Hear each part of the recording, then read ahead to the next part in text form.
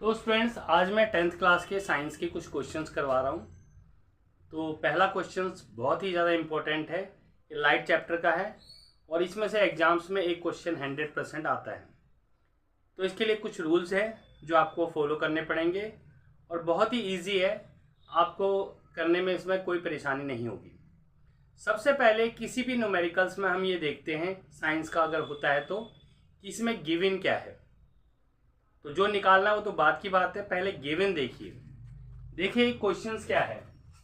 5 centimetre ऊंचाई वाली वस्तु को 10 सेंटीमीटर की दूरी पर 30 सेंटीमीटर वक्रता त्रिज्या वाले दर्पण के सामने रखा गया है। प्रतिबिंब की प्रकृति और स्थिति ज्ञात करो। तो यहाँ पर आपको ये नहीं दिया हुआ कौन सा ये दर्पण है, तो दर्पण आपका उत्तल दर्पण होगा, यहाँ लिखा नहीं है तो यहाँ पर लिख दीजिए आप उत्तल दर्पण। उत्तल दर्पण के सामने रखा जाता है। अब यहाँ पर सॉल्यूशंस आएगा आपका, सॉल्यूशंस तो दिया है को हम इंग्लिश में लिखते हैं गिवन। दिया है क्या क्या दे रखा है, देखिए 5 सेंटीमीटर ऊंचाई वाली, यानी कि वस्तु की ऊंचाई जो है वो 5 सेंटीमीटर है और ऊंचाई को हम डिनोट करते हैं h से। तो h आपका 5 सेंटीमीटर है। अब दे रखा है ऊंचाई वाली वस्तु को 10 सेंटीमीटर की दूरी पर रखा है, यानी कि उस दर्पण से कितनी दूरी पर रखा है, यह है 10 सेंटीमीटर। और दूरी को हम लोग दर्पण में u से डिनोट करते हैं, चाहे वो दूरी दर्पण में हो या फिर उसमें लेंस में हो, दोनों में हम u से डिनोट करते हैं। तो u आपका आ जाएगा 10 सेंटीमीटर। उसके बाद हमें कहा गया है 30 सेंटीमीटर वक्रता त्रिज्या। वक्रता त्रिज्या जो है, वक्रता त्रिज्या हमें दिया हुआ है जिसको हम r से डिनोट करते हैं, वो 30 सेंटीमीटर है। और जब भी वक्रता त्रिज्या आती है उसे आप सीधे फोकस लेंथ में बदल देते हो, यानी कि f में। f आ गया आपका 30/2, 2 से भाग कर देते हैं इसे और ये 15 सेंटीमीटर आ गया f। अब आपके पास f आ गया है, उसके बाद u आ गया और आपके पास एक h है। तो अब आप देखिए कि दर्पण कौन सा है। दर्पण आपका उत्तल दर्पण है। उत्तल दर्पण में हमेशा जो वस्तु की दूरी होती है वो नेगेटिव आती है, ये चीज आपको ध्यान रखना है बस।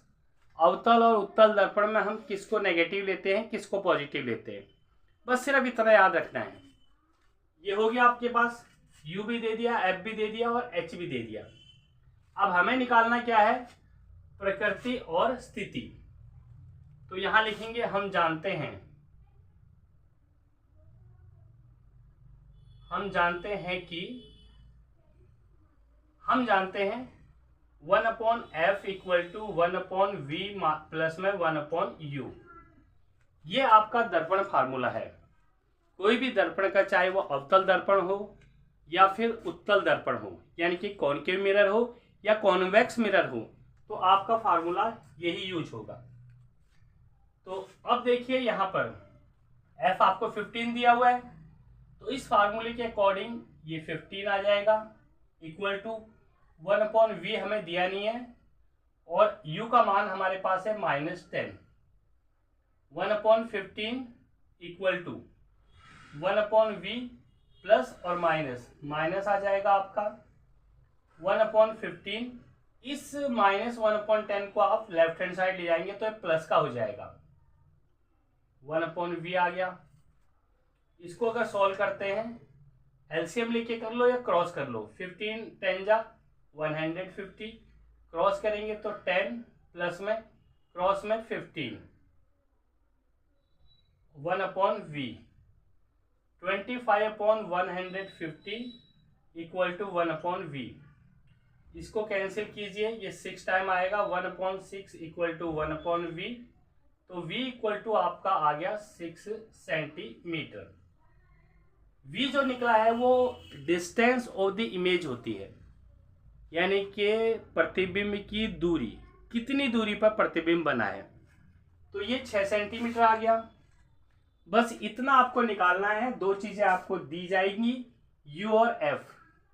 और वी निकालना है आपको, या इन तीनों में से कोई सी दो चीज आपको वो देगा और तीसरी चीज आपको निकालनी है। अब आगे की कहानी है कि आपको प्रकृति निकालनी है। प्रकृति को कहते हैं हम लोग नेचर। प्रकृति हम देखते हैं ये कैसे निकालते हैं। तो प्रकृति के लिए हम लिखेंगे कि सिंस, क्योंकि v पॉजिटिव है, v का मान जो है वो पॉजिटिव दे रखा है, तो इमेज यानी कि प्रतिबिंब, जो इसका प्रतिबिंब बनता है वो हमेशा राइट हैंड साइड यानी कि दाईं ओर बनेगा, दाईं ओर बनेगा। तो ये आगे इसकी प्रकृति। तो प्रकृति डिपेंड करती है v पर। v अगर पॉजिटिव है तो दाईं ओर बनेगा, v अगर नेगेटिव है तो बाईं ओर बनेगा। अब अगली स्थिति है स्थिति। अगली पोजीशन हमारी स्थिति है कि स्थिति क्या होगी इसकी। स्थिति का मतलब पोजीशन होता है। तो सॉरी, यहाँ पर नेचर प्रकृति लिखनी थी, ये प्रकृति नहीं है, ये आएगी स्थिति इसकी। स्थिति का मतलब किस ओर बनेगी, और यहां पर हम लिखते हैं प्रकृति, मतलब किस प्रकार का ये होगा। तो इमेज जो है वर्चुअल होगा, तो प्रतिबिंब जो है वो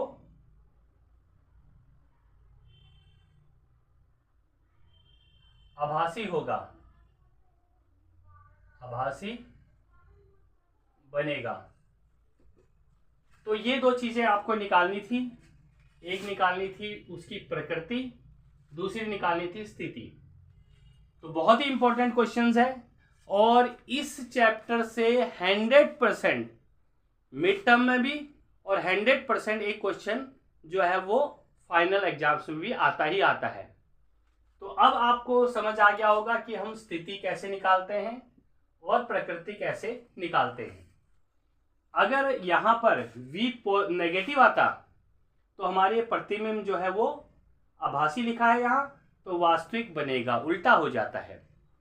तो ये दोनों चीजें आप ध्यान रख लीजिए। अब आपको, मुझे उम्मीद है कि कोई समस्या नहीं होगी।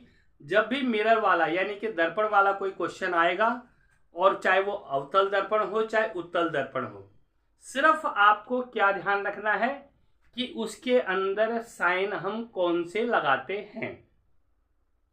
ठीक है, ओके स्टूडेंट्स।